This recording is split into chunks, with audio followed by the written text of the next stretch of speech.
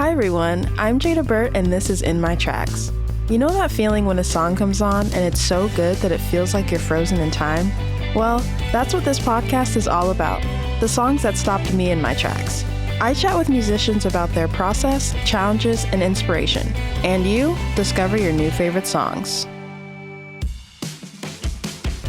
This week on In My Tracks, we're talking to Sunjune, an indie pop band based out of Austin, Texas and North Carolina. Let's get into it. Hello and welcome to In My Tracks. I'm your host, Jada Burt, and today I'm speaking with Sunjune. Hi there, Laura and Steven. How are you? Hey, Jada. Good, thanks. How are you? I'm great. Thank you for being here. So before we jump into the band and how it got started, when did your love of music begin? Yeah, hard to pinpoint that exact moment. Mm-hmm. Probably from watching like movies that had a lot of musical numbers in them. I particularly remember watching Sister Act as a child and getting really into the diva-ness of it all, and just how they like adapted songs in different ways. It was like very fun, very pop, and I had to go to church all the time growing up Catholic, so it like made it fun for a moment. Oh my gosh, shout out to Sister Act, such a gem. Such a gem. What a wonderful time. What about you, Steven? I guess my memory is also church related in the sense that I definitely remember listening to Breakfast with the Beatles on the radio on the way to Sunday morning mass and having that, the ride to and from, be the best part of the experience. Yeah. Like, if I can just make it to the car ride. Yeah, because like usually they'd fine. start with early Beatles, and then by the time we drove back, you'd be like late period Beatles. So it's a good. So that's perfect. It's just like right on time to mellow out on the way home. That's fabulous. And so thinking about your early starts with music, that's quite a variety, musicals and then the great Beatles. How did you come together and decide that you wanted to not only make music individually, but work as a band? Like, how did you start Sunjune? We started it, Stephen and I started it when we were working together in a windowless, I shouldn't say totally windowless, but a wonderful office park had us there every day, like for many hours working for this film. And we were kind of stuck there all day in the office and started talking about music, started recording little songs in the office as a joke, kind of. And I think we did a cover of a Pixie song, Where Is My Mind? But we made it Where's My Life? And I think that bonded us to a certain vibe, a certain genre that we both could like. Yeah, well, basically it was just like we both were talking a lot about music and the Austin scene. We were both in Austin at the time. And I think we just realized that we both had like musical aspirations at a certain point. Stephen had a little musical project called Dreamboats. Shout out to that. Shout out to Dreamboats. And that kind of like ended, I think, around the same time when we were starting to talk about music. And I was really trying to dip into that world. I never really gave it a full chance when I was younger. So I felt like Austin was the place to do it. And Stephen and I just like clicked, and yeah, it kind of expanded from there after a very long time, like getting to know how we wrote songs, what we wanted it to sound like, and like played some house shows for friends who were all very polite and encouraging. And then eventually that just got us to like meeting other people, other musicians around town, and getting them, pleading with them to join our band and make it better. I love that. That's such a journey. I'd love to go back to the point where you were talking about how you didn't give music a fair shot like earlier in your life.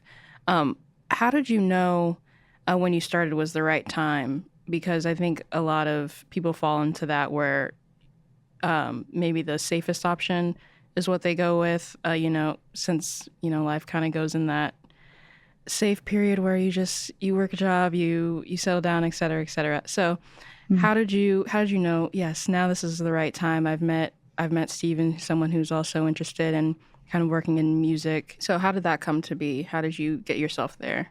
I think, I guess I would say that I was at a point in my life where I wasn't feeling like totally um, successful in the film world. And I was still like working at that, but it was just taking a really long time to like get my foot in the door. Even though I was working for a director at the time with Steven, I was just like not doing what I wanted to be doing.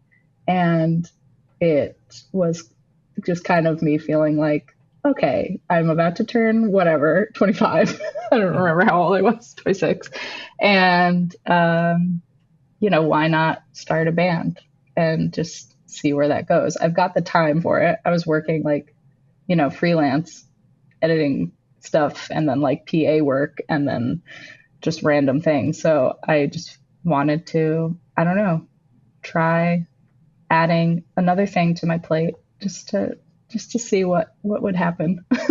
Yeah, exactly. I'm glad you took that shot because I am a fan of Sun June and I love the music that you guys have produced. Thanks. Um, of course.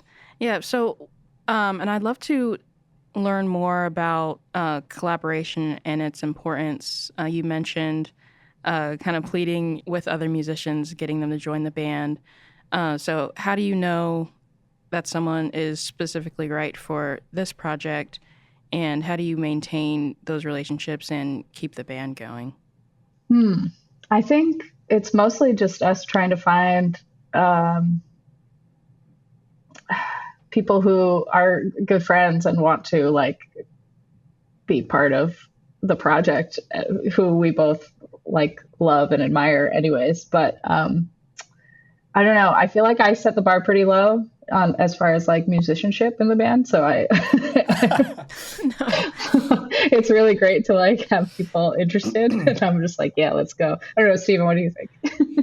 I mean, that's a great question. I feel like we've gotten so lucky, just like Mm-hmm. crazy lucky to be working with the three other band members. So yeah, I think it's just like some sort of lucky combination of interest, availability, and talent. And like Laura said, everyone is much more musically talented than us too. So that's an easy bar to meet. Yeah. Also, like adding, just over time, we've added other people to the band, like Santi and now Alexis. And I think it's really just great to have made these friendships. Like, I'm just knowing Santi through the music scene and collaborating together. And like when I sang on his record, I was just like, oh, this is very fun. I hope we get to work more together. And then it just like got to work out where Yeah. he could sub in. And Alexis, I worked with her in film for a long time. She's a composer and also has her own band. And I always loved her music. And it just finally worked out where like she had time, we kind of got to know each other better, and she was really like into playing on the record. So I think just like willingness and friendship is Yeah, a good combination. Those are good recipes for it. absolutely. I mean, look at where you guys are now. It's wonderful. But something that stood out to me was kind of like as you were describing how different people entered the band and how the sound changed and improved. How would you say that you found and settled on your band sound, even though it continues to change? That's a good question. Thank you. Settling on the sound is funny to think about because I I don't know if we're settled on a specific sound. When I try to explain the band to people who don't know the music, it's hard. Don't know how to explain it other than mellow. And um, I think early on we were really particular about just like not overplaying and keeping things like very lean and spacious, and having room to like sit in that space and also to sing in that space. Like, I think we both really liked the idea of like a present vocal, Mm-hmm. and we try to keep that going throughout our years sonically. But it's also fun to just, I don't know, devolve into like, I don't know, what we're trying to do now is like our version of maximalism. Yeah, right. I also think, Laura, wouldn't you say too, we just try to lean into what people are naturally bringing to the table? So I guess Yes. Yeah, totally. we've made 3 records now with like the same core crew, and I feel like we inspire each other to bring out more of what we naturally do. So to me, the sound kind of coalesced once we got that lineup going. Yeah, and we're all pretty like timid players. Yep. Yeah. So self-doubt is a huge driver of our sound. Yes, self-doubt, being timid, and doing what comes naturally. There you That, go. I mean, 3 records and it's working. It's working. Thank you. So, yes. And so thinking more about how you all work as a band, what would you say is your favorite part of the music making process, or the part that reminds you that all of the work that you're putting in is worth it? I think when like you have that really just like joyful feeling when you're like completed a song. Sometimes you also don't feel that great about it, but most of the time you're really happy with how it's coming together. And a lot of it for me is like also performing, just getting to let songs like evolve in different spaces with different people. I think that's like, I don't know, a big part of enjoying what happens with the life of a song. So very basically, just having like a song have a life is pretty cool. Yeah, definitely seeing it from, its little beginnings on a piece of paper to playing it live can be really exciting. What about you, Steven? I guess my favorite parts are hearing like Laura's demo for the first time and then playing a new song with the band for the first time. Like hearing the first draft ideas can be so exciting and fun. So I guess that's when it's like everything is pure potential. Because once we're at the finishing stage, I'm always just like, did we make the right choice? I totally agree with that. But At the very beginning, at the very beginning, I can get delusional and just be like, this is, great. I think I'm starting to feel like, oh, what's the potential for like the song now that something's been out for many years? Like, I can rearrange this maybe live and like have fun with it, and it can take on a new shape. I don't know. I feel like there's that part of it too. Yeah, that's the theater in you. I know, I can't help that. I'm sorry. No, it's good. I've got to dress up in my nun drag and like go to town, That's a great point, though. Taking the songs that have already been released and kind of repurposing them or rearranging them live, being a part of what you do. Do you guys play songs that haven't been released yet and then kind of take your experiences playing them live and go back to the drawing board and make changes? Or what does that process look like for you? We definitely have done that in the past. I mean, early on, we made everything. We made a lot of choices about what the song was going to be like as we recorded it, just from playing it live a bunch of times and making, new choices on things, or like rearranging things or cutting things off or whatever. Like, I think a lot of that now just happens in the studio, or, between sessions where Stephen and I are like tinkering with things because we're naturally just like wanting to edit all the time. Yeah. But I think I don't know, there's beauty in like, yeah, presenting a new song live, but making it really stripped down and just, I don't know, just hearing it in its like very demo-y stage can be fun. It can also be very intimidating, and I sometimes get overwhelmed by the fact that I'm like, people don't want to hear this. No, I totally get that. I think you brought up some great points. How do you know when a song is finished? How do you know when you need to stop tinkering, stop changing things? I know that can be tough to just set something aside and say, okay, this is the final mix. How do you do it? I don't know if I have an answer to that one. Right. It's definitely like an unknown feeling. I don't know what causes it or what makes you feel good. I maybe I base it on like how other people are feeling about it. And only occasionally does my gut tell me like, no, I have to do something else with it. What do you think, Stephen? I mean, I think you and it's the same way, right? It's like you feel when it's right, and sometimes you never get there, and you just have to settle for what it is. But when you do get there, it feels good, and I think we rely on each other we try to reach a consensus on that, because a lot of times I'm like, this demo's done. let's release the demo, and Laura's like, no. Exactly. No, it's great to have multiple people in the room, because I can imagine that it's tough on your own. So it's nice to have that balance.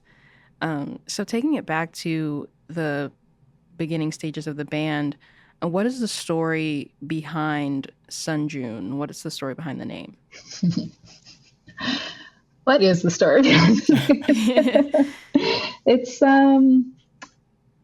I think, to just put it plainly, it's like we wanted to kind of become an indie band that we were trying to be, and we were called something else for a long time, and it was very like punk rock sounding to us. But it definitely wasn't that punk. It was more like dad punk, and so yeah, I think the name came from like us wanting to feel a little more grounded in like, I don't know, making music in Texas as an indie band, and feeling like it's like, I don't know, pretty, and also has a little grit, hopefully. I don't really know if the name got there, but we ended on that one because we were both like, cool, this is fine. Yeah, we both said this is fine.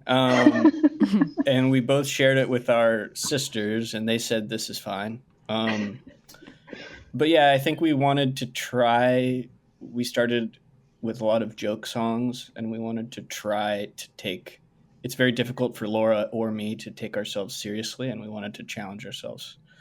So we just wanted a name that wasn't a joke. Yeah. Like this is serious. Yeah. At least try to pretend, or something like that. Not that we're that serious, but we're Sun June means business. All right. Yeah, we gotcha. No, but that's really funny. It's like you're like, oh, everybody said it's fine. We said it's fine. Our sister said it's fine, so it's fine. Yeah. No, that's the way to do it. I can imagine, I can see that holding me back for sure. Being like, well, what am I going to name this band? But I'm glad you guys got there. Thanks. Yes. So thinking back to yourselves as individuals, and then also as a part of this band, how did you know that you were meant to pursue music professionally, that it wasn't just like an outlet for your creative thoughts and like a hobby? Like, this is something that you want to pursue as a business, as a way of living?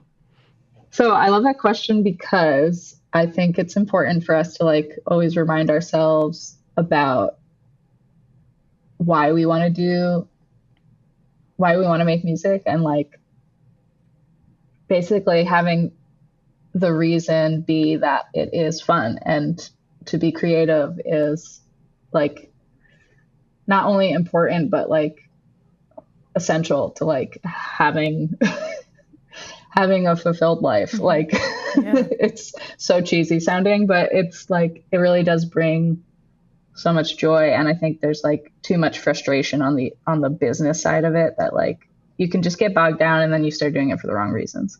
So having, obviously, like, we're so lucky to have all the support to be making records and putting them out. And I'm so glad that there is a way for us to do that. At the same time, like, I don't want to put expectations on anything ever. And like, I think it is true that like music is just something that if you want to make it, it's just part of trying to, I don't know, it's therapeutic in a way, like getting out your feelings at any point in your life that you need to like work through. And just writing songs can be fun, and playing with other people and having a band is just fun. And I think I just try to keep reminding myself, like, at every point that I kind of get confused by the business side of music making, like as a career, I don't know, to quote Sister Act 2, singing does not put food on the table. Yes. And I love that.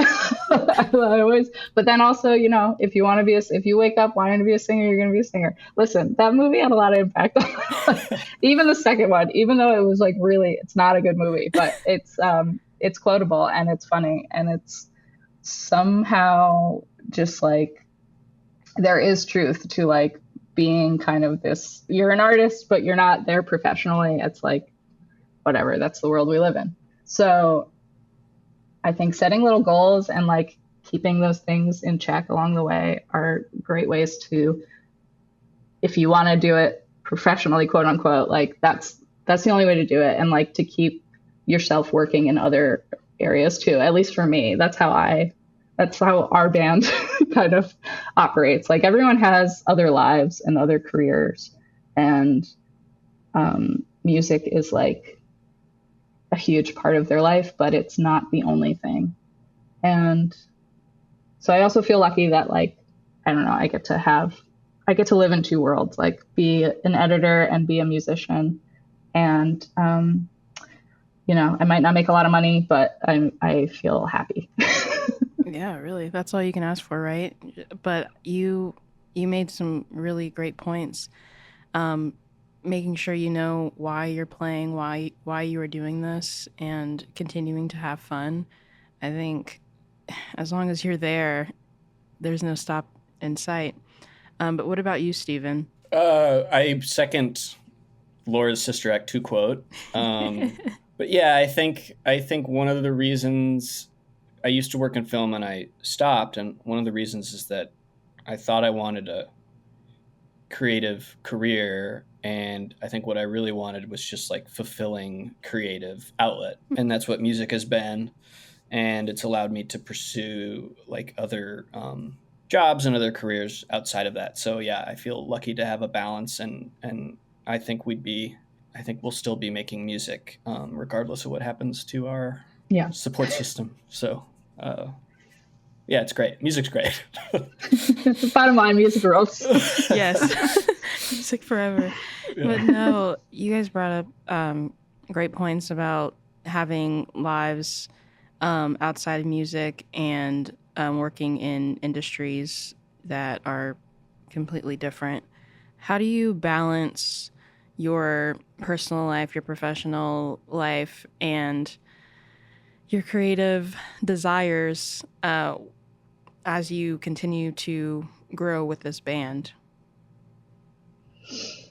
Yeah, also great question. I think I'm still trying to figure out what that balance is, like a good, healthy way to have both things. I think touring has been the hardest thing to balance. Like, it's one thing to make music and put out a record and then go about your other, like, either other creative outlets. I think having more than one creative outlet is also ideal.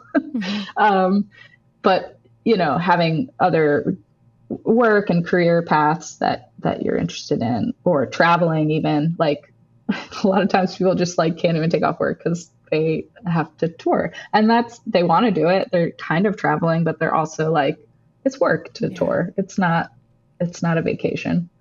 And I think it is really easy for me to sometimes forget that, even while I'm like planning the whole tour, not planning the whole booking, but like planning all of the, where we're going to stay and what van am I going to rent and all that. It's like, yeah, this is not luxurious. So you need to remember to like just be working and sometimes find a good meal. We love to find a good meal while we're on the road, at the very least. Yes, a necessity. A necessity. Yeah, balance is, I don't know. It's hard. I don't know exactly how to, have a life outside of like always trying to do something or be somewhere or like see friends or whatever. But I need time to slow down sometimes too. And it's hard to be creative when you're always like going. So I think like isolating myself, I was really sick this past week, like with a cold. So I had a good time just like laying in bed and playing guitar. Yes. Phone on Do Not Disturb. Yeah, pretty much. Also watching like Below Deck while I do it. Oh, yes, exactly. I mean, it's inspiration. Mm-hmm. How do you balance your life, Stephen? Well, you work so much harder.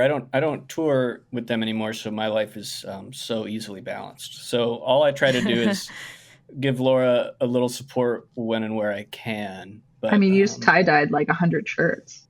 I did, and yeah. So basically, we're equal. No, yeah. So it's easier for me at this juncture. Yeah, that makes a lot of sense. So, yeah, all the different responsibilities that go into running a band, touring. I've been hearing a lot about the difficulty that artists face when touring. How do you remind yourself that it's not a necessary evil, but it's a part of the gig? How do you keep going since it's such a grind? I just try to have fun. I mean, I'm like totally honored to like have the people around me that I have. Everyone in the band is just like, they just bring their own, like, breath of fresh air to like the whole time we're on the road. No one really gets like on each other's nerves, which is great. Yes. So that's part of it. Like I know a lot of bands who also just face like interpersonal, like sometimes they have to have a night off and like have a meeting, like we don't, if we're like annoyed with each other, we just step away for a minute. A lot of people like to like go do their own thing, or like if you have a break, you go explore like a bookstore nearby, or you walk around, whatever. Like you find little pockets of time while on the road, even though everyone is working the whole time. Like everyone's on their laptop, I'm driving. So it's kind of a lot. But, I think everyone does find a way to have fun. And we also do family meals, which are great. And a good way to like unwind and just have fun. Card games, play a lot of those.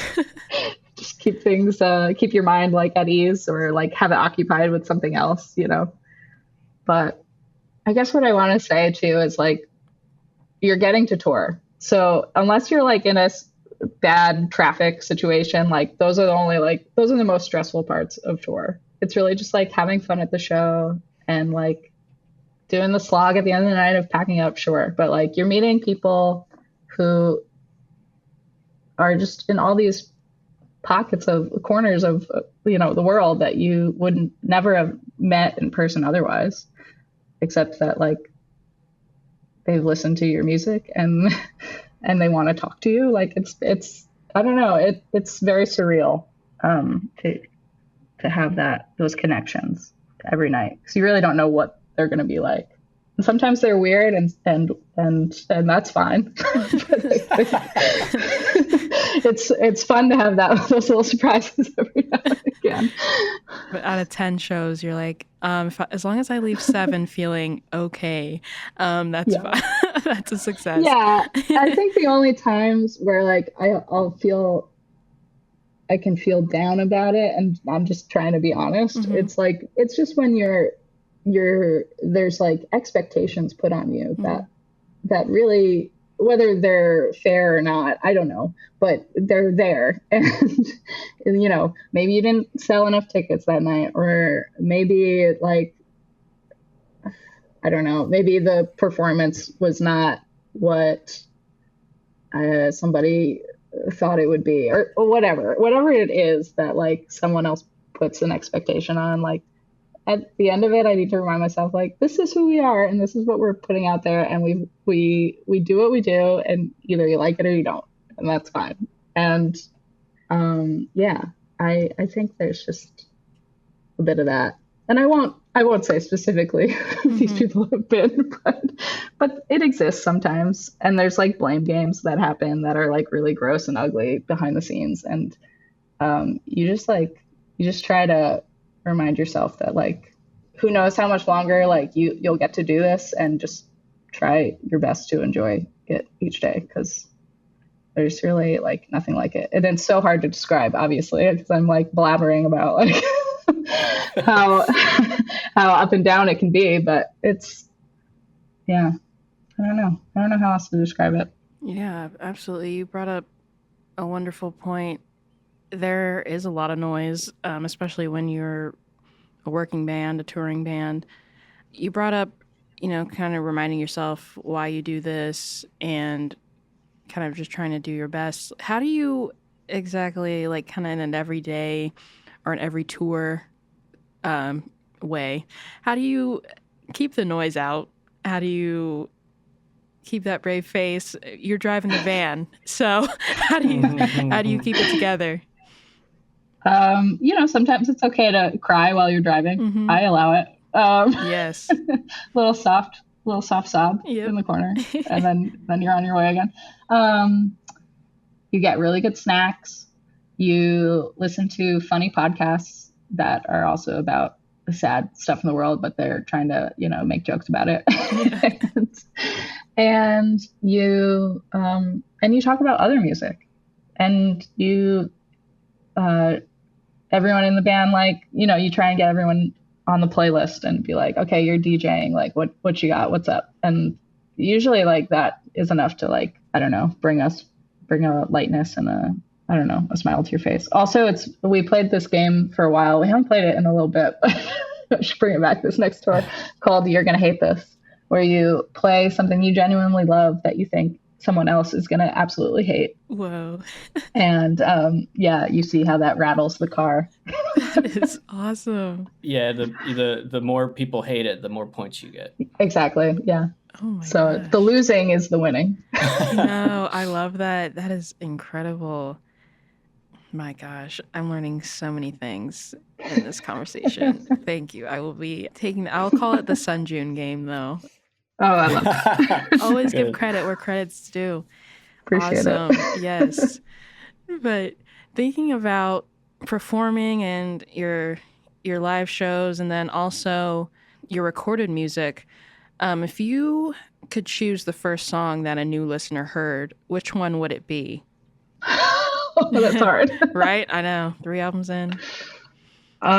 Sometimes I like to, like, okay, so this happens sometimes when I'm at the merge table and people like haven't really heard us before and they are coming in hot, like, okay, which album do I buy? Of the 3 albums, which album do I buy? And I'm like, oh God, I don't know what you like.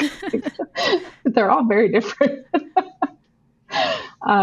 So yeah, Steven, what do you think? What's like the craziest song that we could throw at them? Oh, I don't know. I mean, right now, mine would be Moon Ahead right now. Okay. But I don't know if that's the craziest. To me, it's just I that's a great like choice. it in my mind right now. I'm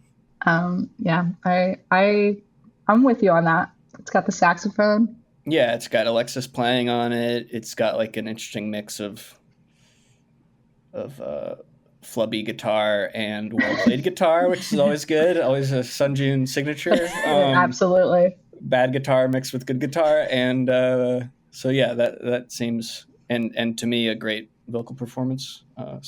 Thanks. That was solid rhythm. Solid rhythm. Oh yeah, it's got my favorite snare hit on the record, probably. Yeah, that's a good one. I'll go with that. This is Awesome. fresh. Yep, we love saxophone. We love guitar's rhythm section. Yeah, Moon Ahead. That is the one. Awesome. Hey everyone. I hope you're enjoying the conversation with Sunjun so far. This is the song that stopped me in my tracks.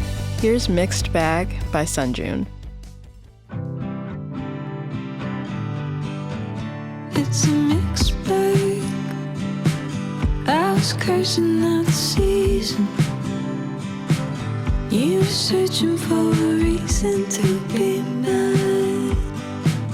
Babe, I got plenty of them. It's a bad night. Keeping Texas on the timeline. Made it easy to be leaving you behind, but I got what I want and it's just enough.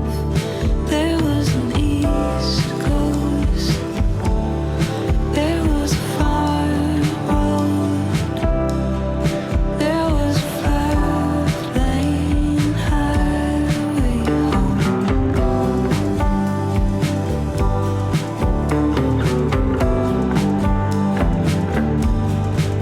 And it's so red. Heavy hitters on the sideline. I know every single fight we've ever had, but I got what I want and it's not enough. There was a phone call. There was a hotel bedroom bar. There was a 5-lane high. There was a tongue-tied drag. There was a hope that kept you trying. There was a 5-lane highway home.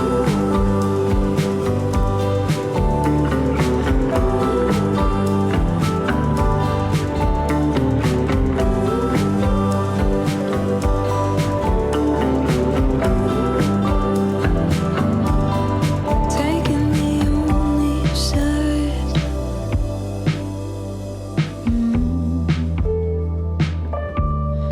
There was a hope that kept you higher.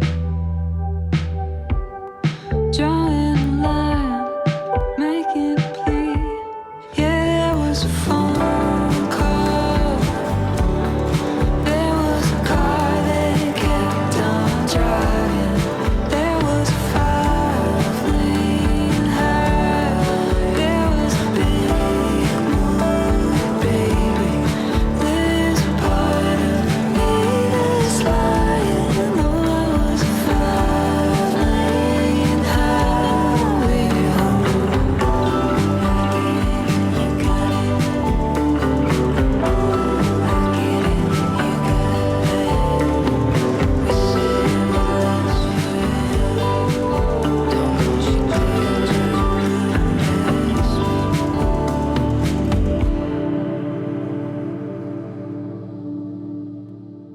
So I picked your song Mixed Bag. I had a lot of fun listening to your catalog and spending some time on your latest album. So I'd love to know what inspired you to write this song. Well, thanks for listening through and picking this course. one. I love Mixed Bag, and I could say that because I didn't initially start the demo of this. So, Stephen, do you want to share what inspired you? Well, I think a lot of the songs on the record were kind of inspired by the same thing, where Yeah. we were kind of in between places. I had moved to North Carolina, and then Laura was moving between North Carolina and Texas. And so there's always a sense of distance and nostalgia, maybe, which are potent things in the Sunjun universe. And so I think we wanted, and we've tried to do this on a few of the songs, I think we were writing a lot about our relationship and each other, and I think we wanted to like capture some specifics and some broad strokes, I guess, at the same time. Does that sound true to you, Laura? Definitely. That was a great way to put it. I think when we got into like writing more verses, it was very fun for me to play off of those ideas. I mean, we were already playing off of them, like you said, like thematically on the record. And since this was one of the like later songs to kind of come into play, yeah, I think both of us were just feeling like also conflicted about like, you know, leaving behind Texas and remembering the good times. Yeah, and the bad times. And well, of course, always remembering the bad times. Yeah, for sure. Yeah. Sunjun Way. I would say the key inspiration behind the song. Yeah, nostalgia and distance, those are heavy topics. And then, you know, as far as the distance, that's, you know, Austin to North Carolina. How would you say your sound has changed since you've made that move? We're a bluegrass band now. So. Yeah, right. Yeah, that's a good question. I think we got to lean into like some more pop elements than that we've always tried to do. Like meaning like we got to play with more synths and more drum machines, and that could have happened with any place that we were at, as long as it was a great distance away from the band, you know. So I think that it didn't necessarily matter that it was the location, although there are a lot of musicians in North Carolina who were, you know, I guess pretty inspiring to see play and like hear. Yeah, and for this song, we did some. Usually, we kind of add all the elements together, and since we were scattered, I remember we sent this to Sarah, our drummer, and she programmed all the drums herself, right, Laura? Yeah, that was like the summer before we recorded it. Yeah, so I think like that. I don't know if it's not North Carolina specific, but definitely distance related, where we had never really done drum programming before, but we wanted to experiment with it. And she got to like kind of, you know, I don't know, write a drum track in a different way. Plus it's all her samples of her playing. Yeah, exactly. So she got to chop and screw her own takes. That's insane. Yeah. That is so crazy. So it absolutely changed the way that this song came together. Thinking more about the process of bringing it to life, you mentioned how your drummer added her parts. Was the song just kind of passed around until everybody could get into the room together? Is that how the demo came together? Yeah, more or less.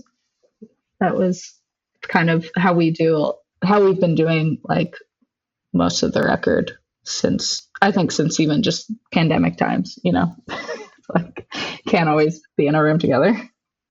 Yeah, it somehow made us more and less prepared. Like everyone had their hands on it before, but then we still added a lot of new ideas in the studio together because we did get to work on this, all 5 of us together in Texas, right? At Danny's. Yeah, we at Good Danny's, where we recorded our previous record. So it was kind of like also this nostalgia of when we were there, like, you know, 2 years prior, making stuff together. It was kind of cool. And evolving with Danny on that too was also fun, because he was used to like, you know, how we sounded before, and not that we sounded much different, but I think, you know, I don't know, we got to expand a little more in the same space. So Yeah, that's always nice, honestly. Yeah, quicker process. But thinking about how the song came together and how it started, what is the story behind it, and how does it relate to those themes of nostalgia and distance? Is there a story? Hmm. Well, I think there's like little vignettes, don't you think, Laura? Yeah, for sure. So I think we started with I think the song started with the first verse, and that kind of set the tone where it was like you're kind of in the midst of an argument, or in the midst of some sort of like frustrating experience, right? For sure. Um, and then so we added from there, and I think sometimes I think people write in all different ways, but I think Laura and I like to come up with a line and then see what it makes us think of rather than the other way around.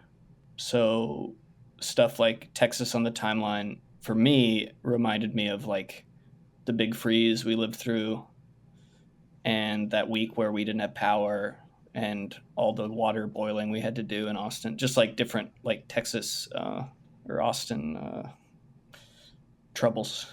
Yep, things that you certainly don't miss, Yeah. paired with things that you do miss. Yeah, it's a mixed bag.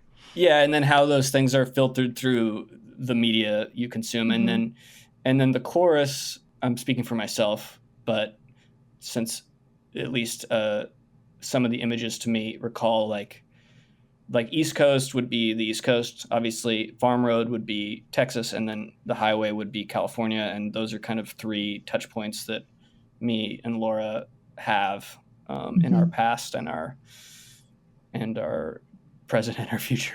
Yeah. It's haunted by the three ghosts. Yes. Constantly haunted. Constantly haunted. Eastern Standard Time, Central Time, and Pacific Time. Yeah, exactly. So you say what the story is, and I'm wishing we could be like extremely specific, but basically it's just like us bumbling around. And to me, it's almost a distillation of like what a lot of Sunji music is, but I could be wrong. What do you think, Laura? Yeah, I agree that it's that. It's kind of the core of like how we write. I'm glad you picked this song because I do think it represents like other songs in our catalog, like how the story, so to speak, can like span these moments in time that like are part of every other time you've been in before with like either a different partner or the partner you're with now, and it's yeah, it's repeated like moments too. So just like the cycle of going through all of the places you've been, and yeah, the East Coast, the Third Coast, as a lot of people like to call Texas, and the West Coast, and the displacement of like yourself in it all, like not really having a landing spot, so to speak. I mean, I was drawn to the song because of the story, and I thought, it was a story-led song. Loved how the elements that you brought in kind of supported the story. So thinking more about it, what is something that you love about this song that could potentially go unnoticed? It's hard. I guess the final little bit that we added, the lyrics are "I get it, you got it," bad. Yes, I'm staring at it right now. I love it. That's one of my favorite moments, and you have to wait till the end to get there. But and we kind of buried it, in the music, so because it gets a little bit bigger there. But I just love that line so much. I think it's so funny. Me too. I was hoping one of you would bring it up because I'm looking at it. I mean, I get it, you got it. I get it, you got it bad.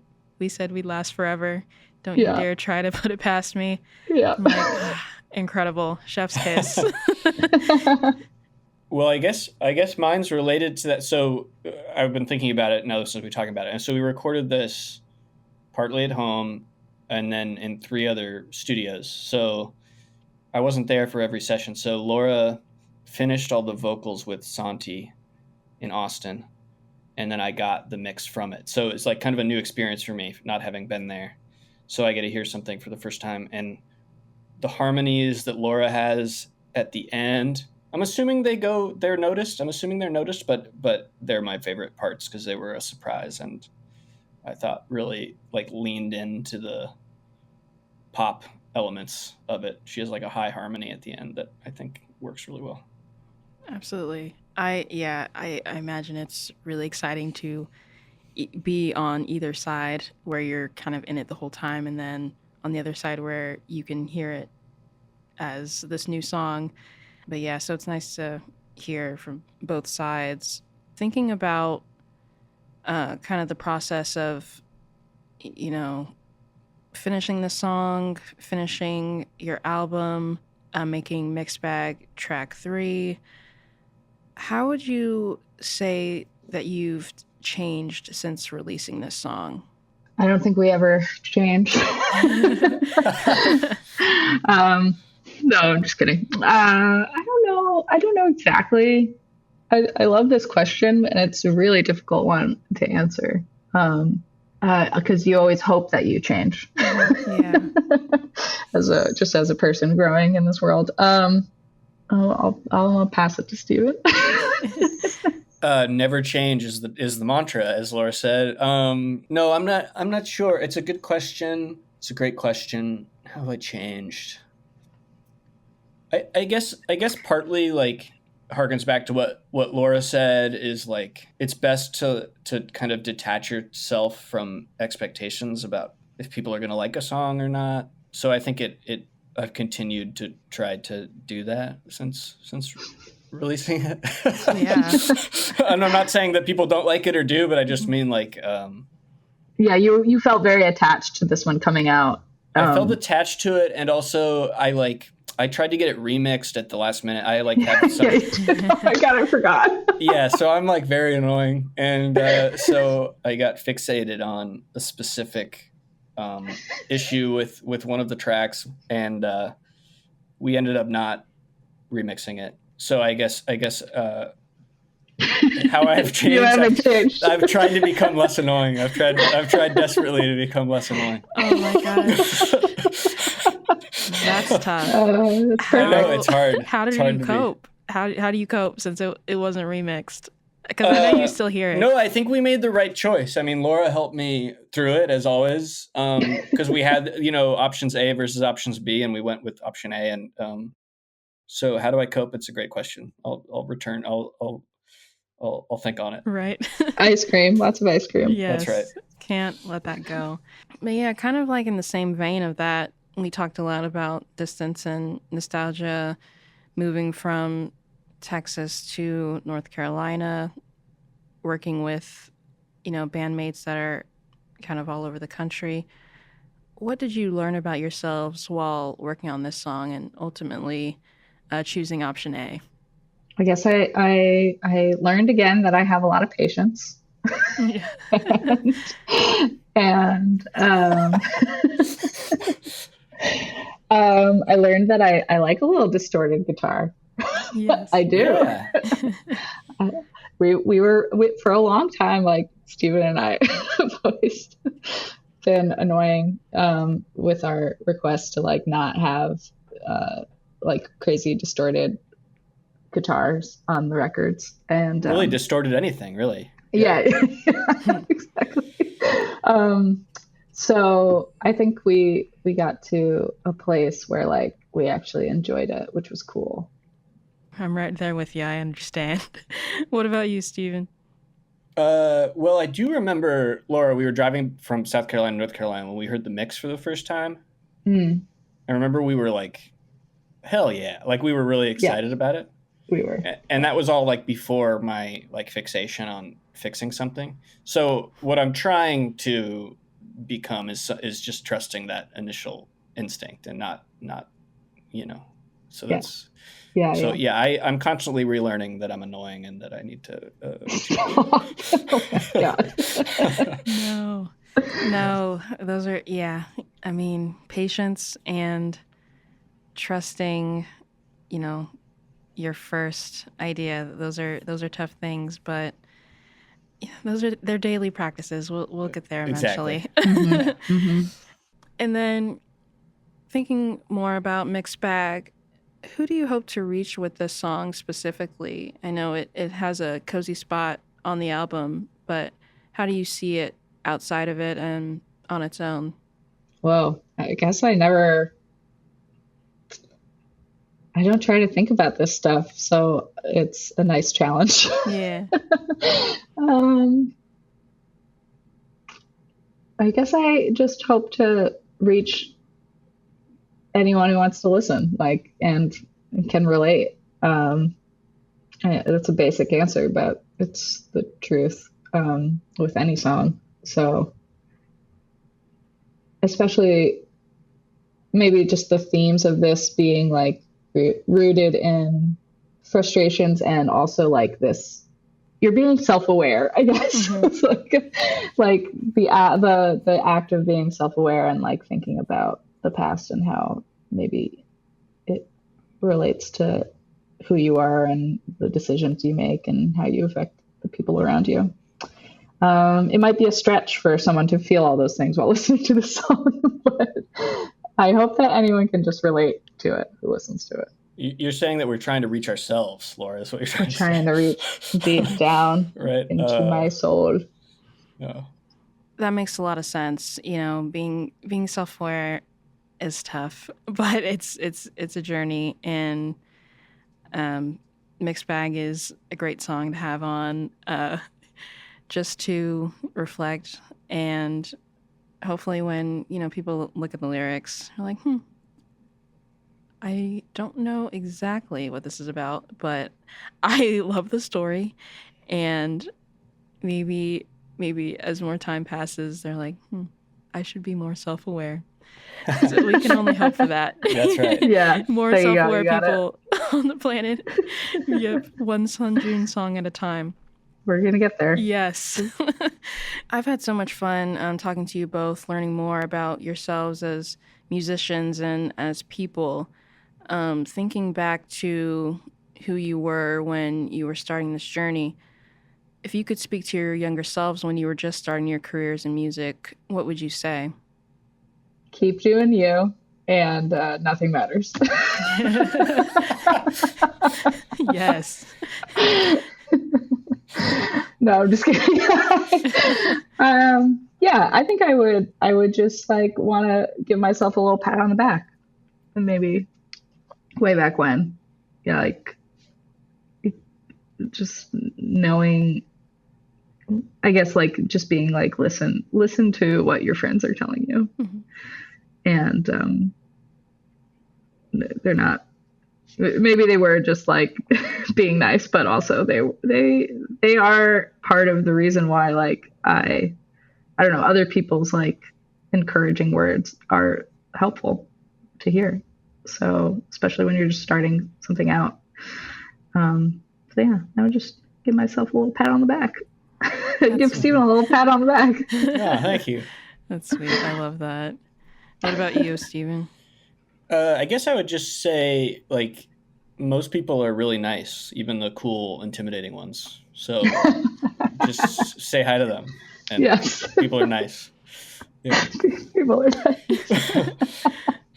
No, I love those answers. They definitely go hand in hand. Give yourself a nice little pat on the back and talk to people. That's right. People yeah. are nice. But no. Mhm. So we mentioned your album, Bad Dream, Jaguar, throughout this conversation. So what else are you excited to promote? I think we're excited to promote more tours. So we have, we'll just be touring more on this record. I'm not sure when this comes out, but, people should just check out our website Yes. for updated dates, sunjunemusic.com, baby.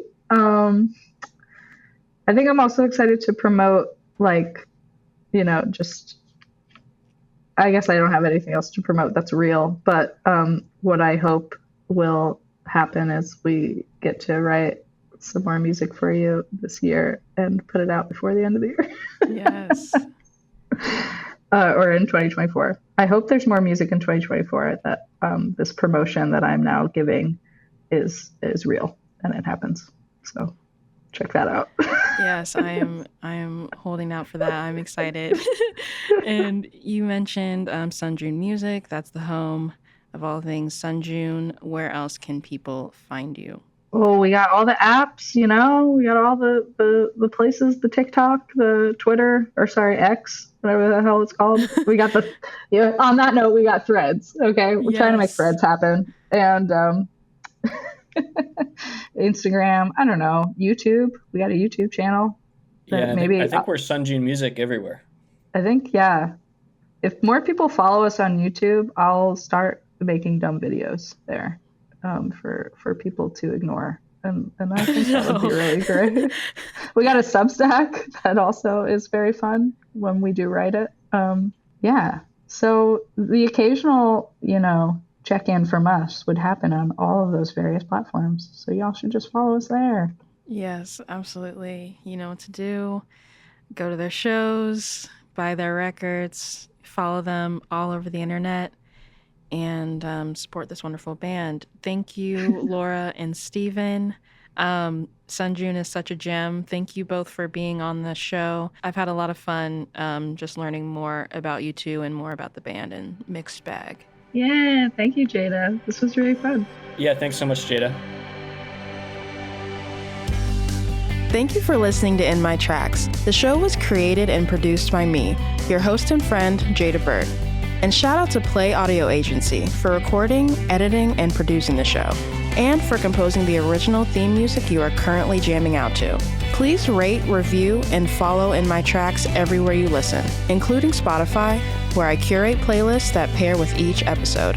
Did you hear a song that stopped you in your tracks? Share it with me. DM me on Instagram at InMyTracksPod, because music is meant to be shared. See you next time.